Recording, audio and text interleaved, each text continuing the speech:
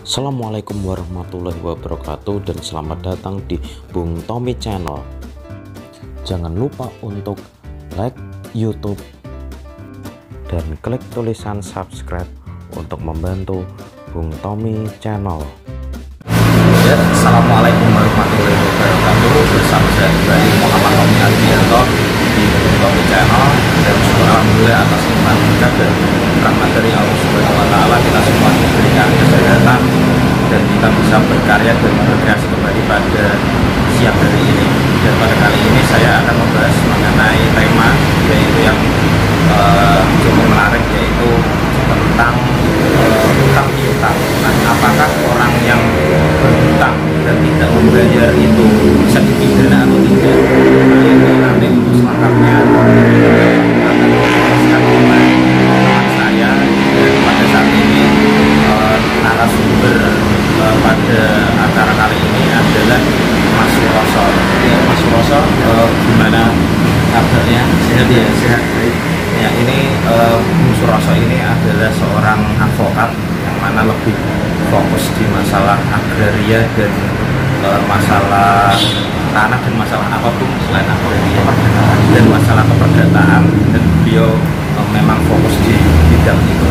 Nah, sebelum Bung Suroso ini menjelaskan bagaimana tentang orang yang melanggar peraturan, melanggar hukum, artinya tidak membayar hutang, itu bisa dipidanakan apa tidak. Nah, lebih jelasnya nanti akan dijelaskan oleh Bung Suroso, dan sebelum itu nanti kita berkenalan dulu sama Bung Suroso. Ya, mungkin bisa ini berkenalan dengan teman-teman subscriber ya, tentang Bung Suroso sekarang aktif di mana saja dan lain sebagainya. Ya, mungkin silakan Bung, langsung kita berkenalan. Selamat siang, salam sejahtera untuk kita semua. Saya sendiri advokat Suroso dari Kabupaten Kudus. Alamat saya di Desa Dipono, Kecamatan Jowo, Kabupaten Kudus. Langsung saja pada kesempatan kali ini mengenai tema apakah orang yang hutang piutang yang debitur tidak bisa membayar, apakah bisa dipidana? Sebenarnya ya, pada prinsipnya pertama kali kita harus tahu bahwa namanya hutang piutang itu adalah berawal dari namanya perjanjian. Perjanjian sendiri itu diatur di dalam pasal 13 KUH, yang mana intinya perbuatan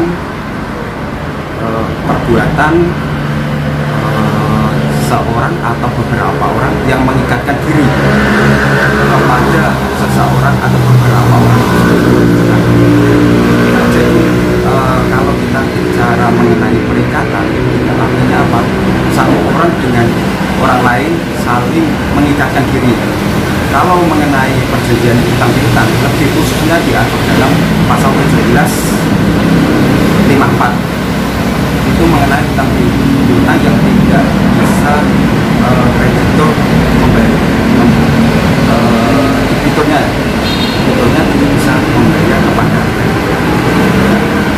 Sebelum masuk mengenai perjanjian, kita harus tahu bahwasanya syarat-syarat sahnya perjanjian itu apa saja. Syarat sahnya perjanjian itu diatur di dalam pasal 1320 KUH, yang mana pertama sepakat. Nah, kedua belah pihak antara kreditur dan debitur itu harus ada kata sepakat. Sepakat itu ketika pada saat ditandatanganinya suatu perjanjian hutang piutang. Yang kedua itu ada cakap. Nah, cakap sendiri di sini antara kreditur dan debitur itu tidak dalam pengampuan. Artinya apa? Tidak dalam seseorang tidak dalam gila seperti itu, ataupun tidak dalam perwalian, yang maknanya bahwa perwalian itu belum dewasa. Nah, kalau kita bicara kata dewasa itu diatur dalam pasal 33 Rosok KUA Perdata itu mengenai umur dewasa itu 21 tahun. Akan tetapi kita harus tahu Undang-Undang Nomor 1 Tahun 1974 tentang perkawinan. Umur dewasa itu 18 tahun. Jadi untuk yang dipakai kategori dewasa itu lebih ke undang-undang perkawinan. Umur 18 tahun atau sudah menikah itu secara umumnya. Jadi hutang piutang sendiri itu harus diawali dengan suatu perjanjian. Nah, yang ketiga mengenai sebab yang halal dan hal tertentu. Nah, sebab yang halal ini harus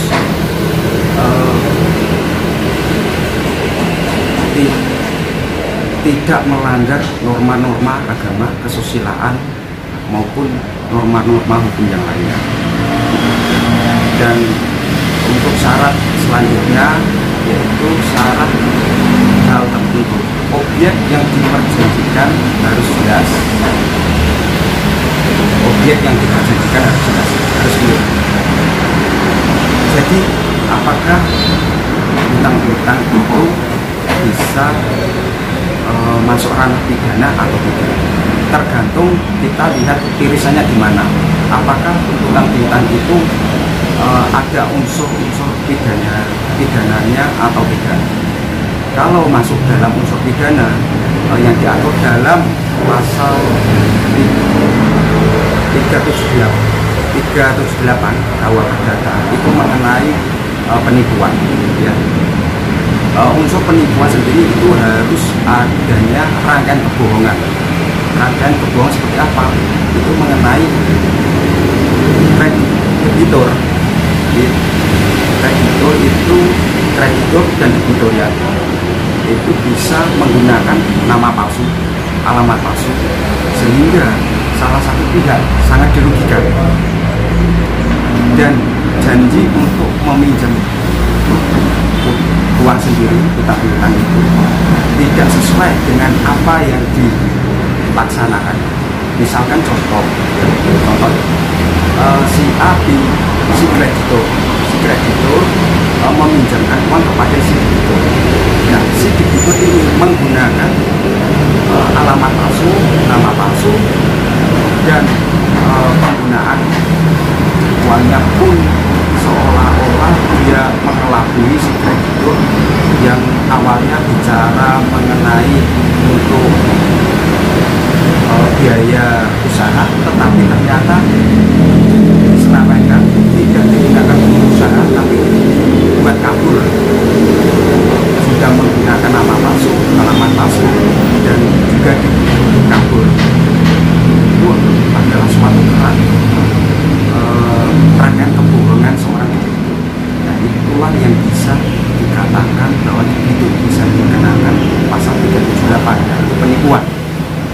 Akan tetapi apabila itu memang dari awal sudah tidak adanya rangkaian kebohongan, tidak adanya penipuan, pure karena akadnya jelas di awal, jadi si itu tidak bisa dipidana. Akan tetapi ya, kreditor untuk mengembalikan, meminta uang kembali itu dengan jalan gugatan ke pengadilan, gugatan manifestasi. Hal ini diatur dalam ya, pasal 1244 itu apabila si debitur tidak bisa membayarkan, ya, tidak bisa membayarkan, jadi kreditor bisa melakukan gugatan manifestasi ke pengadilan untuk meminta ganti rugi, bunga, dan pembayaran. Untuk selanjutnya kita bisa melakukan tanya jawab seperti kepada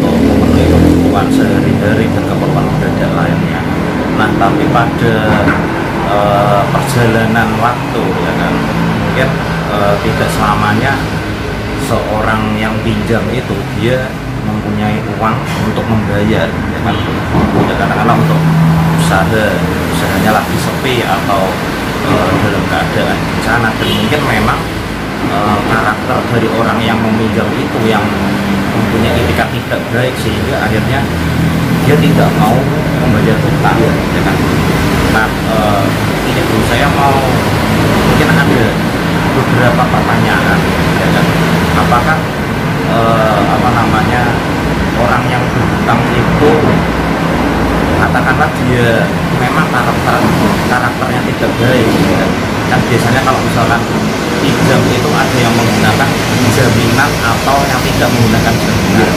Nah, yang menggunakan jaminan ini mungkin bisa mengantisipasi keadaan seperti tadi itu, tidak bisa membayar, dan jaminan ini digunakan untuk menutup apabila yang pinjam itu dia tidak bisa membayar. Nah, tapi banyak sekali yang pinjam atas dasar kepercayaan, artinya tidak usah diberi jaminan dan akhirnya bisa menerima pinjaman itu.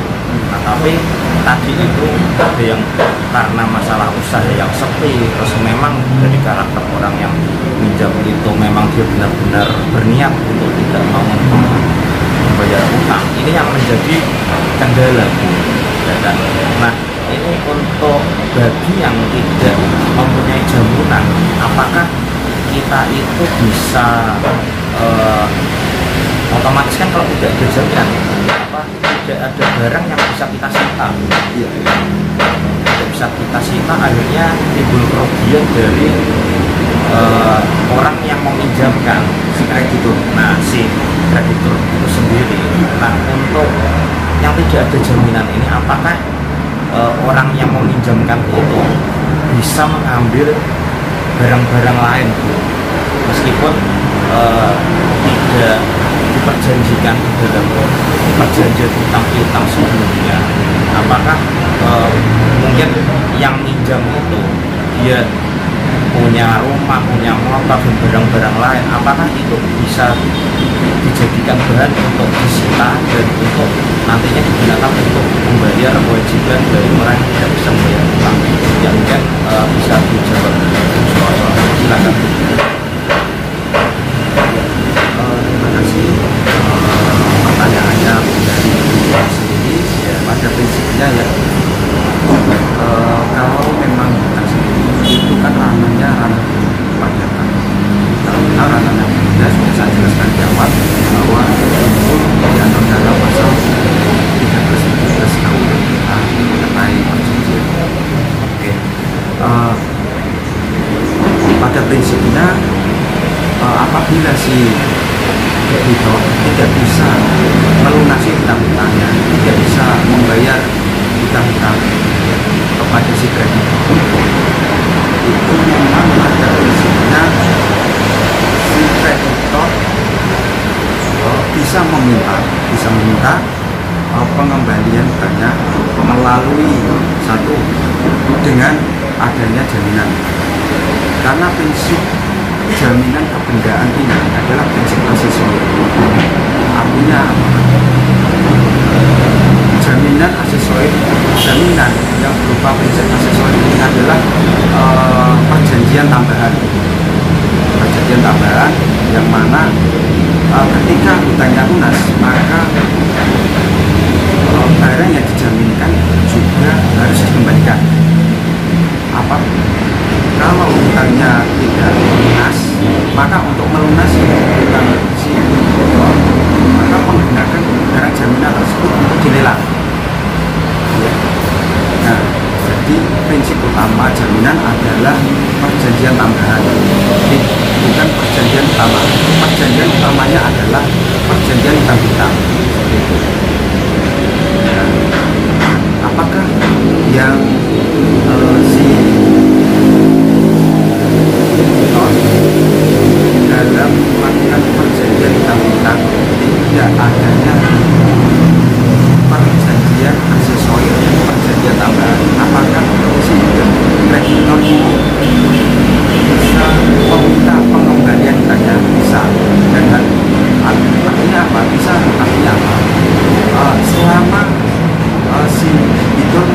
mengenai harta kekayaan di luar data yang dijaminkan. Kreditor bisa meminta pengembalian hutang si debitor dengan jalan putusan pengadilan, di mana hal ini diatur, putusan pengadilan diatur dalam pasal 1244.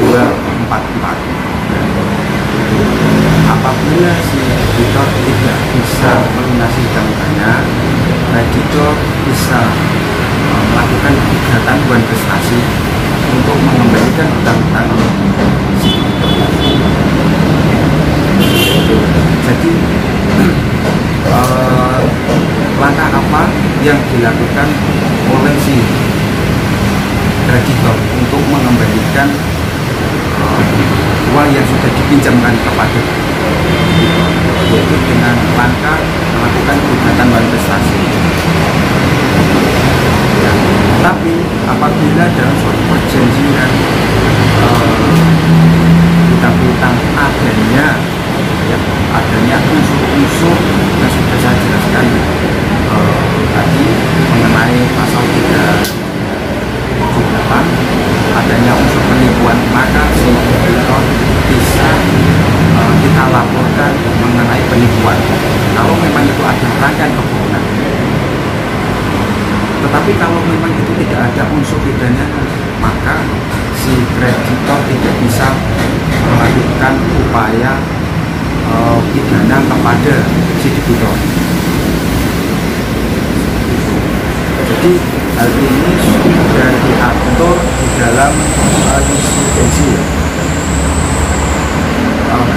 jurisprudensi Mahkamah Agung nomor 93 tahun 1969, di mana jurisprudensi itu sudah sangat jelas bahwa sengketa hutang piutang adalah merupakan sengketa perdata dan ini tidak bisa dimasukkan dalam ranah pidana. Dan apabila memang dimasukkan dalam ranah pidana, maka memang harus terpenuhinya unsur-unsur rangkaian kebohongan si debitor itu sendiri. Seperti itu. Terus untuk selanjutnya bisa menghubungi mengenai pertanyaan selanjutnya. Terima kasih Bu. Berarti tadi begini ya Bu, si debitor, orang yang meminjam jika menunggak meskipun tidak ada perjanjian jaminan tertulis mengenai adanya jaminan, intinya seorang kreditor atau orang yang meminjamkan itu bisa mengambil harta kekayaan dari debitor itu sebagai pengganti jaminan untuk membayar utang itu ya kan. Nah berarti di sini dengan jalan melakukan gugatan hubungan prestasi tadi. Nah berarti intinya orang yang berhutang meskipun dia tidak ada jaminan, dan kreditor itu bisa mengambil harta kekayaan lain untuk dijadikan sebagai jaminan untuk membayar hutang-hutangnya, ya kan? Tapi dengan jalan harus melalui gugatan hubungan prestasi melalui pengadilan terlebih dahulu, ya kan? Nah itu mungkin yang bisa menjadikan ini Bu, menjadikan efek jerah bagi orang-orang yang berhutang tapi dia itu tidak berniat untuk membayar. Nah, kadang mungkin dulu saya pernah berkecimpung ya kan di masalah dunia pinjam meminjam ya kan. Banyak sekali orang-orang atau nasabah yang dia mempunyai hutang dan tidak membayar. Nah mereka dengan bangganya ya kan bilang, wah ngapain saya bayar mas, nggak ada jaminan kok, karena nggak ada jaminan gimana gitu ya. Terus kenapa duit nggak punya uang terus bayarnya gimana. Nah artinya mereka itu meremehkan ya kan, dalam perjanjian hutang piutang itu.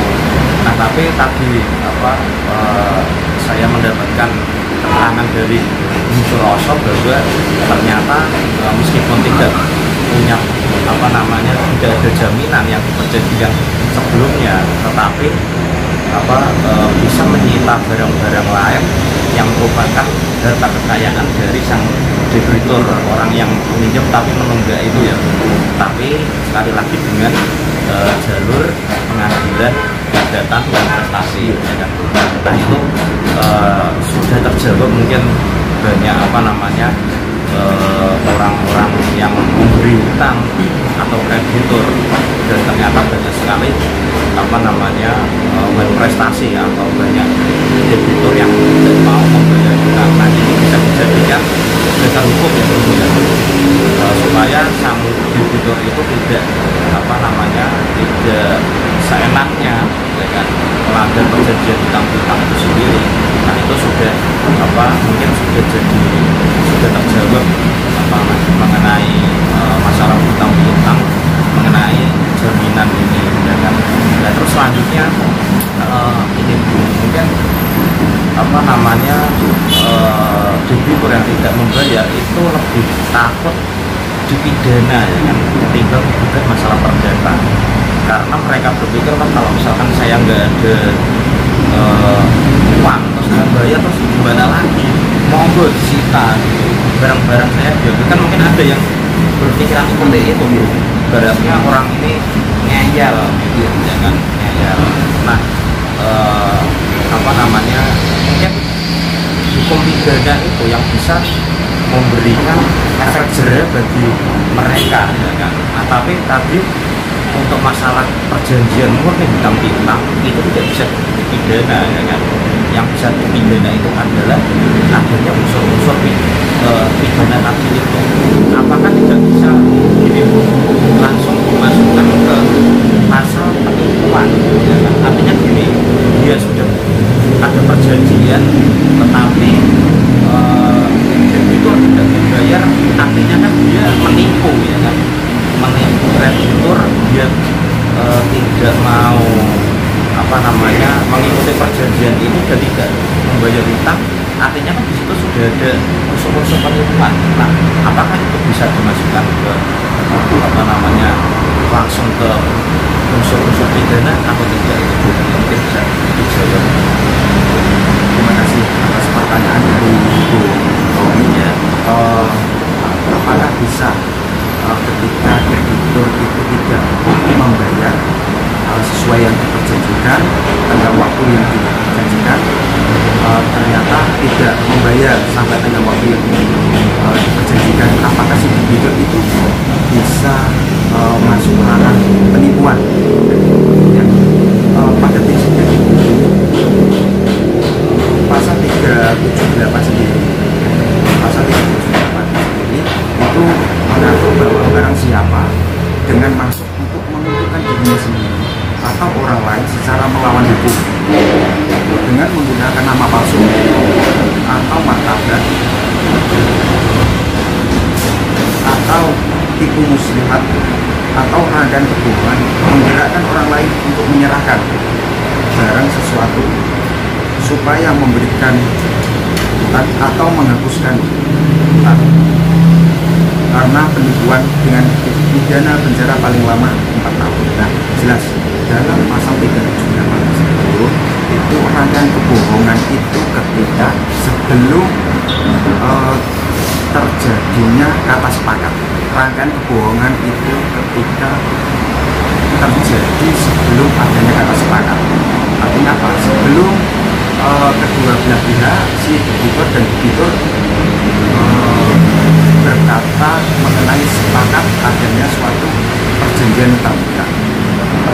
Nah, artinya apa? Bahwa si debitur di sini di awal sudah menggunakan nama palsu, menggunakan alamat palsu atau rangkaian kebohongan tersebut, sehingga si kreditur mau memberikan hutang kepada si debitur. Tetapi ketika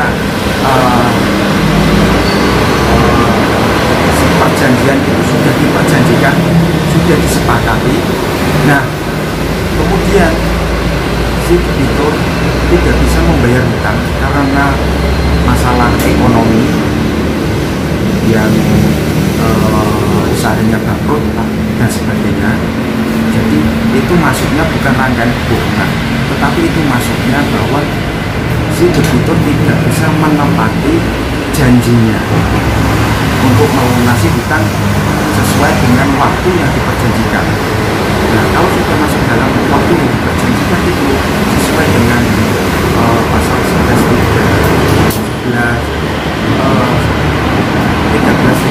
KUH perdata mengenai perjanjian itu sendiri itu ranahnya perdata bukan pidana.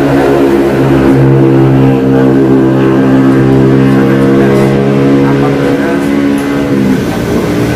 tidak bisa membayar hutangnya karena masalah ekonomi dan tidak ada unsur yang diatur dalam pasal 378 KUH pidana, jadi debitur tidak bisa diancam pidana seperti itu ya. Nah, cara untuk mengembalikan uang si kreditur agar debitur mau melunasi hutang-hutangnya, kreditur harus melakukan gugatan barang prestasi sesuai dengan perjanjian yang sudah dijanjikan, batas akhir waktu untuk membayar hutangnya, seperti itu.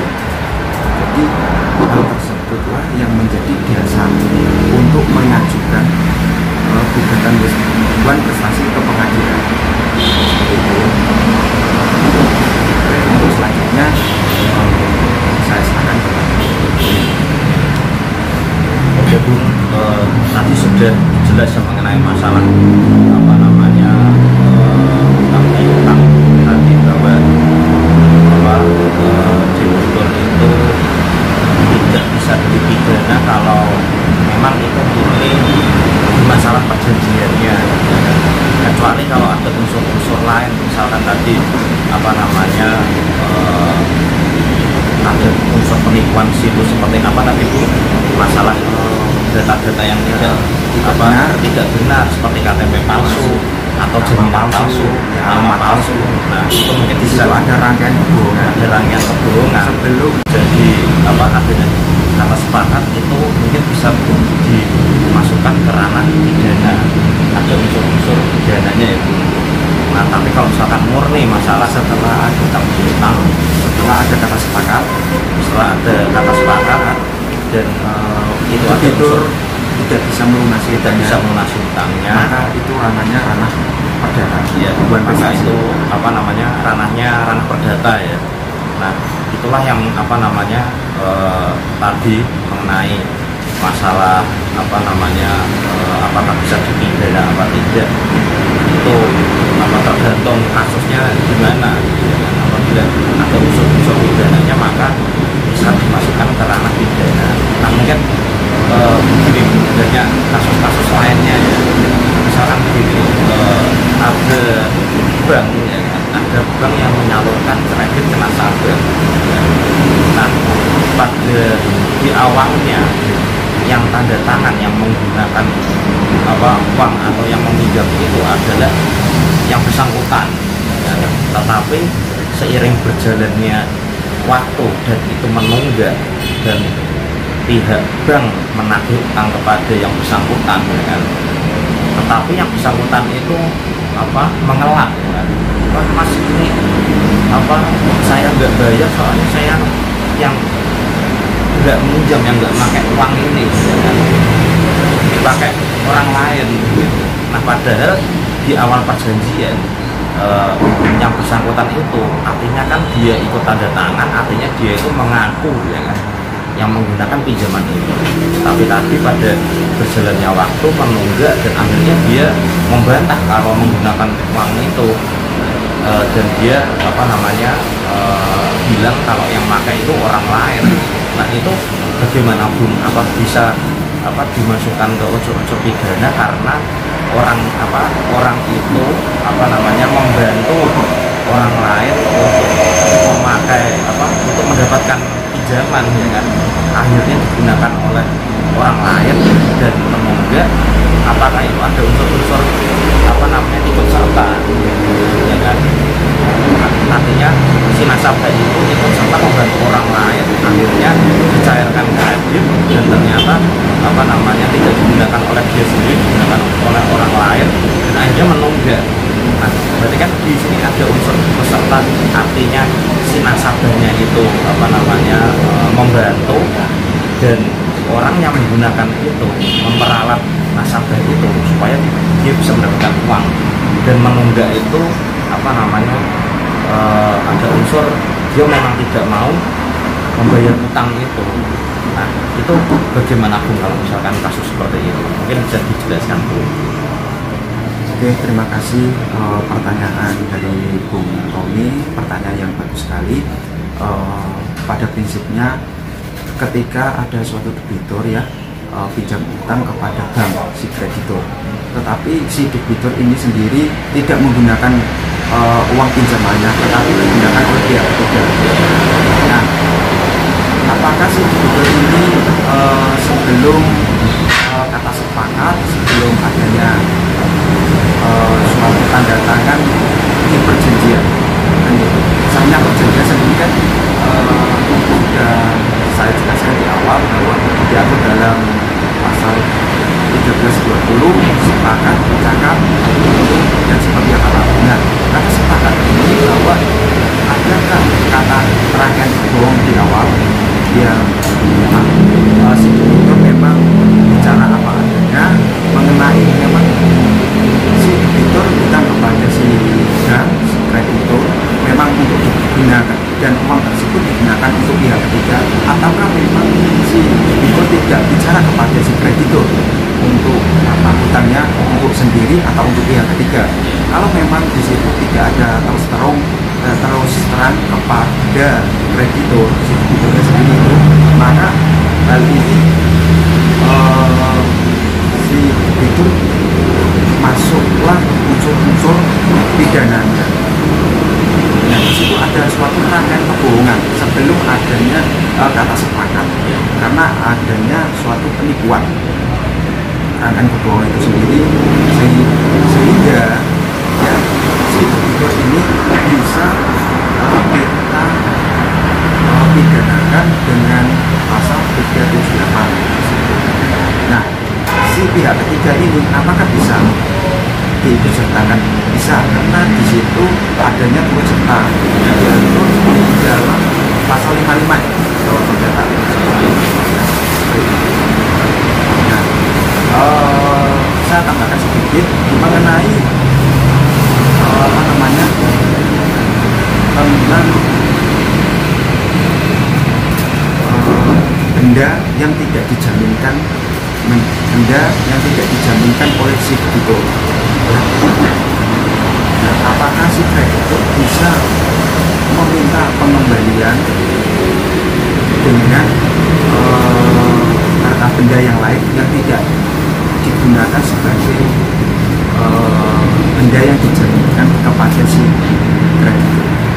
Nah, oleh karena itu saya akan tambahkan sedikit bahwa di pasal 1131 KUH Perdata bahwa segala kepunyaan si debitur harta benda itu menjadi pelunasan hutang-hutang debitur kepada kreditur. Ya, seperti itu. Ya, untuk selanjutnya saya berikan kepada Berarti seorang debitur itu harus berhati-hati juga ya, artinya debitur harus jujur di awal ya kan, kalau pinjaman itu digunakan sendiri. Tapi misalkan ternyata kemudian dari tidak digunakan sendiri dan ada beban prestasi di situ, ternyata dia mengambil pakai orang lain, artinya ada unsur pidana di situ, yaitu ada unsur kebohongan di situ ya, itu bisa masuk ke unsur pidana ya kan, artinya orang itu bisa dipidana pidana. Dan tadi mengenai pasal 55 itu ya kan, ada masalah turut serta itu ya kan, artinya dia memberikan peluang kepada orang lain sehingga orang lain itu bisa mendapat kredit dengan atas namanya dia ya kan. Artinya ya di sini nasabah ya kan, atau debitur harus berhati-hati di awal, jangan sampai ternyata perjanjian digunakan sendiri, dia mengaku digunakan sendiri, tapi seiring berjalannya waktu ternyata diketahui bahwa pinjaman itu dipakai orang lain ya kan. Ini artinya bisa kena pidana ya kan. Nah mungkin itu banyak sekali kejadian seperti itu, artinya nasabah sendiri tidak tahu tentang aturan yang ada. Mereka menganggap seperti pinjam biasa ya, dipakai orang lain itu ya biasa bagi mereka. Tapi kalau misalkan kita melihat dasar hukumnya, ini berbahaya sekali bagi debitur sendiri ya, karena ini mungkin bisa jadi masukan ya kan, masukan tidak jujur di awal ya. Nah kalau tidak jujur di awal itu bisa menjadi bumerang sendiri bagi nasabah ya kan. Nah kan itu tadi masalah utang yang digunakan oleh pihak lain ya kan, padahal di awal perjanjian mengaku pakai sendiri. Nah ini ada lagi tentang misalkan orang yang hutang memang itu dia menjaminkan katakanlah kendaraan motor. Nah tapi dia menunggak ya kan, menunggak, dan si kreditur itu ingin menarik jaminannya ya kan. Nah tapi setelah mau ditarik itu bilang wah ini jaminannya sudah dijual ya kan. Artinya kan si debitur atau si nasabah ini menjual barang yang menjual kendaraannya, yang artinya kendaraan itu surat-suratnya berada di dalam kekuasaan dari kreditur ya kan. Nah sama saja ini ibaratnya menjual kendaraan bodong ya Bu ya kan. Nah tapi banyak nasabah dan debitur yang nggak tahu masalah itu, yang intinya mereka itu masih menganggap motornya itu adalah milik debitur sendiri, kendaraannya milik debitur sendiri. Padahal kalau sudah ada perjanjian seperti fidusia lah, karena kan ini kendaraan ya kan, artinya kan fisik kendaraan itu berada di dalam kekuasaan dari debitur, tapi kepemilikannya ya kan, artinya itu masih dikuasai oleh pihak kreditur. Nah itu yang menjadi banyak kendala di lapangan tentang masalah seperti itu. Nah untuk masalah ini menurut Suroso seperti apa? Terima kasih pertanyaan komisi ini mengenai jaminan dari hutang-hutang. Artinya apa? Kita sedikit melebar. Kita sudah bicara tentang jaminan bahwa apabila si debitur memberikan barang jaminan berupa kendaraan bermotor, ya, apakah itu si debitur bisa menjual kepada pihak ketiga? Ya, itu harus kita harus ketahui dulu bahwa kalau bicara mengenai jaminan kendaraan motor, artinya itu adalah, kalau motor itu adalah jaminan berupa benda bergerak atas nama. Jadi sini benda bergerak atas nama, jadi seperti motor, mobil, seperti itu menjadi jaminan fidusia yang diatur di dalam undang-undang fidusia.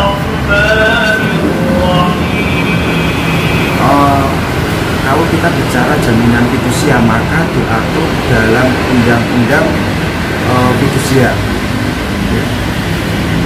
Jadi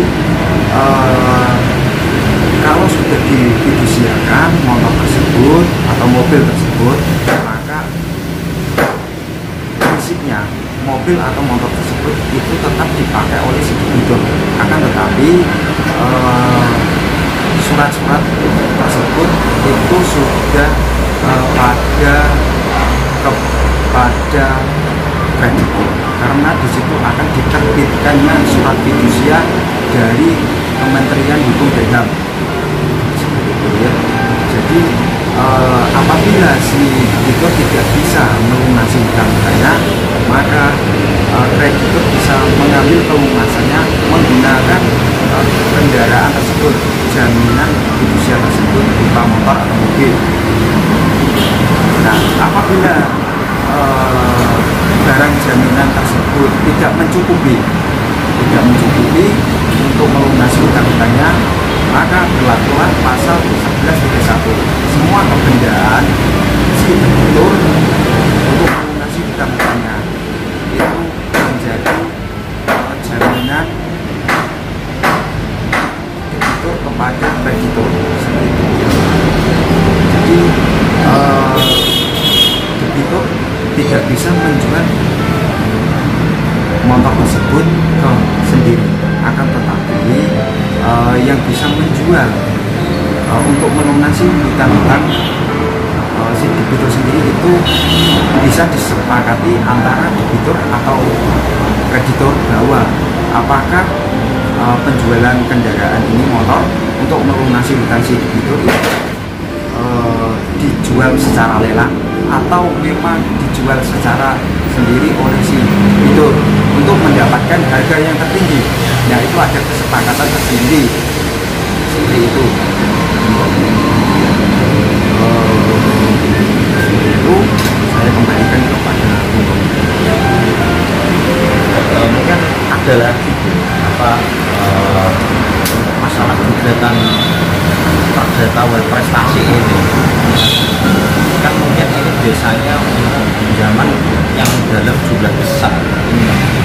Nah, tetapi kalau misalkan jumlah pinjaman itu kecil ya kan, ya ibaratnya sang kreditur itu hanya sia-sia aja, ya kan? Artinya biaya untuk pengadilan itu besar, tetapi yang gugat itu tidak seberapa nilainya, ya kan? Tetapi jumlah kasus yang seperti itu lebih banyak.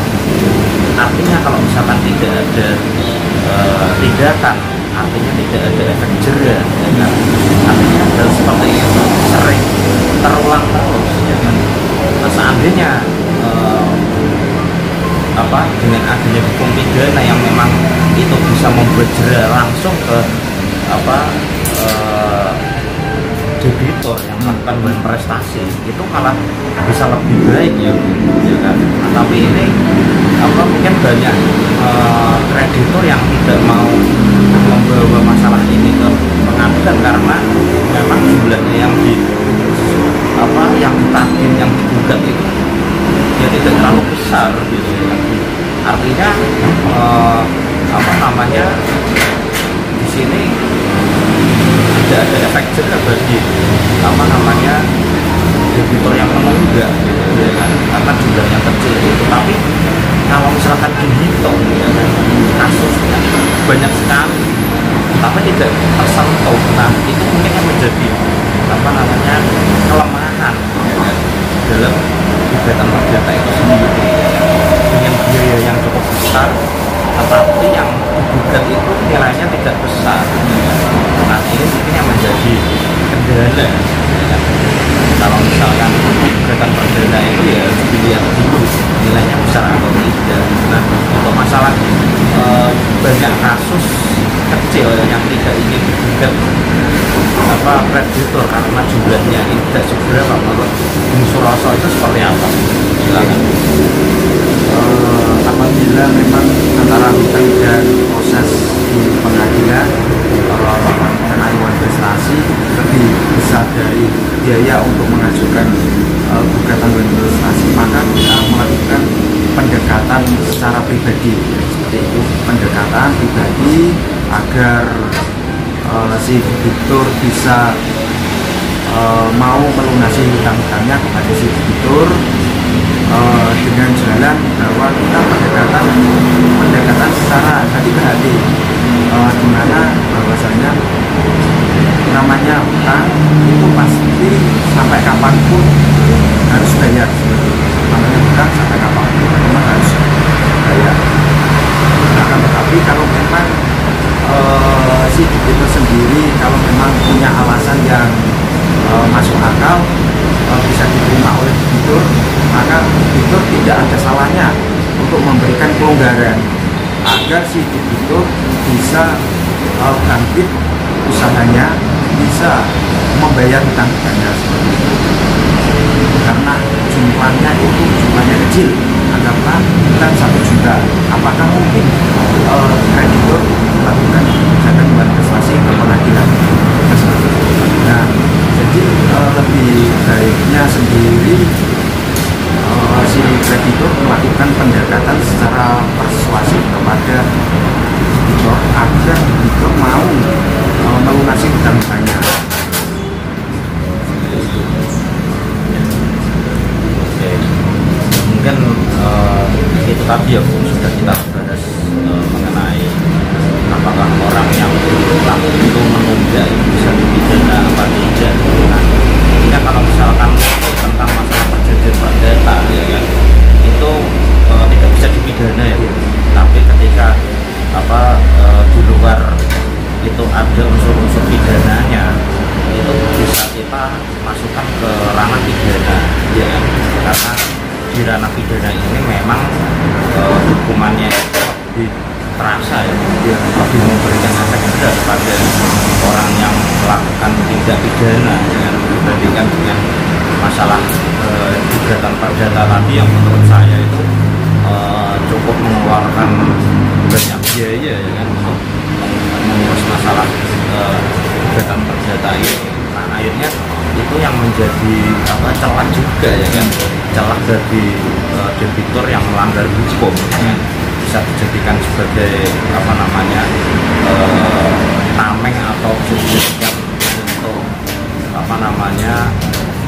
dia bisa berkelit ya kan, bahwa saya hutang kecil segini nggak mungkin nanti krediturnya itu juga saya lalu jumlahnya kecil gitu. Nah, itulah yang menjadi mungkin kendala di sistem hukum yang ada di Indonesia ya. Tapi ya tergantung juga dengan krediturnya ya.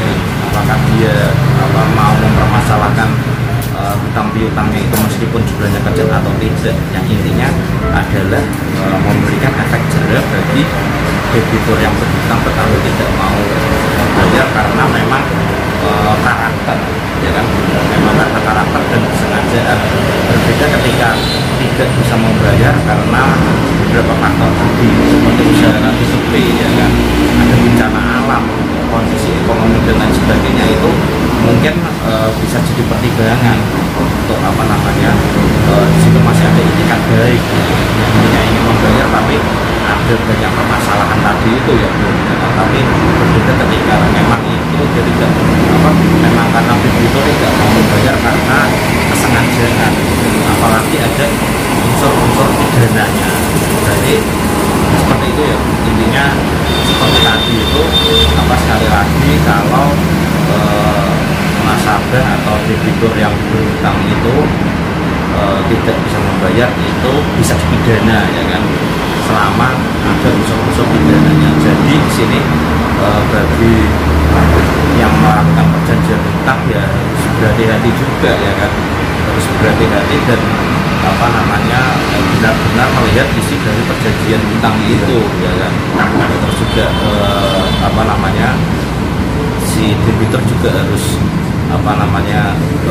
benar-benar pinjamannya itu digunakan sendiri, jangan sampai setelah perjanjian itu terjadi ternyata pinjamannya dipakai orang lain ya kan. Nah, itu bisa menjadi celah kalau tidak ada kejujuran dan itu ada kebohongan ya kan, itu nanti bisa menjadi bumerang sendiri bagi debitur sendiri ya kan.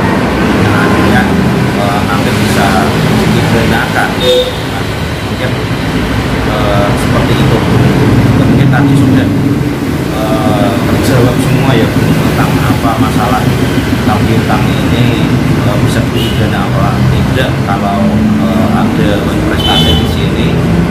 mungkin Bung Suroso ada pesan terakhir ya tentang masalah utang piutang ini, dan mungkin terhadap sistem hukum masalah perjanjian utang piutang ini, mungkin silakan. Ya, jadi kesimpulan dari kita diskusi pada siang kali ini adalah antara debitur dan kreditur, pertama-tama kita harus jujur, debitur jujur, kreditur juga jujur. Jadi tidak adanya suatu kebohongan yang menjadi celah untuk menjadi bisa ke ranah pidana seperti itu. Terus yang selanjutnya, si kreditur sendiri harus setiap memberikan kucuran dana, setiap memberikan penyaluran itu harus meminta adanya jaminan, sekecil apapun harus ada jaminan. Tujuannya adalah agar ada kepastian untuk pengembalian. Karena apa? Jaminan sendiri itu adalah bentuknya aksesoris. Jadi kreditur pemegang jaminan adalah kreditur yang diutamakan untuk pengembalian hutang-hutang si kreditur itu. Jadi kreditur pemegang jaminan adalah diutamakan untuk pengembalian hutang-hutang si kreditur. Jadi jangan sampai hutang sekecil apapun, jangan sampai si kreditur tidak pegang benda sebagai jaminan itu.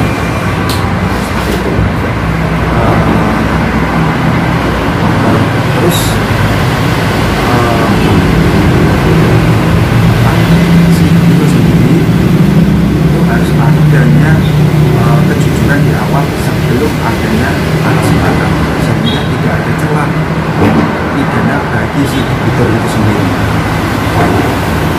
Ya, itu penjelasan dari saya pada siang kali ini bersama dengan Tommy. Saya kembalikan kepada Terima kasih Bung Suroso, mungkin atas penjelasannya tadi kita bisa ngobrol-ngobrol masalah hukum ya, artinya kita bisa saling sharing, belajar ya kan, dan selain itu bisa memberikan edukasi ya kan, edukasi kepada teman-teman yang mungkin melihat channel ini ya kan, tentang masalah hukum dan apa saja. Setiap perbuatan pasti ada akibatnya, ada sebab ada akibat, dan kita harus berhati-hati ya kan, karena apa yang kita lakukan itu ada hukumnya ya kan. Apabila kita salah melangkah sedikit ya kan, artinya kita bisa terjerat hukum di situ ya kan. Nah mungkin sekian channel ini, acara ini dari saya, dan mungkin bagi teman-teman yang mungkin ada kasus masalah hukum ya, terutama di bidang agraria dan masalah keperdataan ya, mungkin bisa melalui Suroso SH MKM sebagai advokat yang memang ahli di bidang agraria dan masalah perdata itu. Ya, mungkin nanti bisa kalau Instagramnya ada tidak Bu? Bisa di ini Bu jelaskan. Untuk Instagram saya sendiri @ashadas mau sama nomornya pun mungkin nomor HP yang bisa dihubungi. Untuk nomor HP yang bisa dihubungi 095 233 470 ya, itu nomor saya. Tadi Instagram sama nomornya akan saya cantumkan di deskripsi ya. Nanti bagi teman-teman yang ingin berkonsultasi ya kan, terus ingin menggunakan jasa Suroso, nanti bisa langsung hubungi beliau. Ya mungkin sekian dulu dari saya, dan saya ucapkan terima kasih Suroso sudah mau hadir ya, saya untuk menjadi narasumber di sini ya kan. Dan mohon maaf apabila ada kata-kata dari saya dan juga kami, apabila ada kata-kata yang kurang berkenan, mohon maaf. Dan mungkin sekian dulu. Wassalamualaikum warahmatullahi wabarakatuh. Saya Muhammad Tommy Adrianto di Tommy Channel. Sampai jumpa lagi.